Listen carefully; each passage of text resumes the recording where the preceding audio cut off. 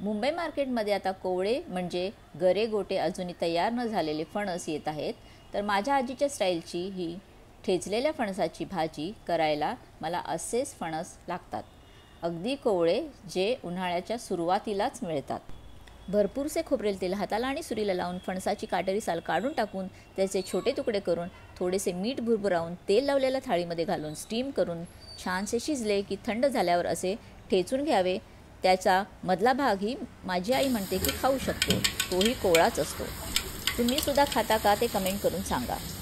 भरपूरचं खोबरेल तेल गरम झालं की त्यात राई, हिंग, कढीपत्ता फोडणी देऊन त्यात भरपूरसा कांदा, थोडंसं मीठ, ओली मिरची.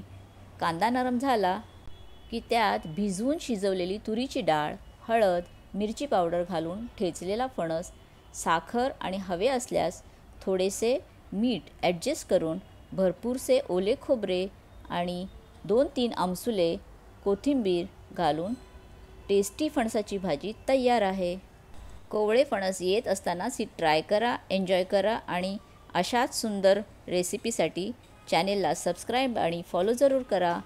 बेल आयकॉन प्रेस करून फ्रेंड्ससोबत रेसिपीज जरूर शेअर करा. व्हिडिओ पाहिल्याबद्दल धन्यवाद.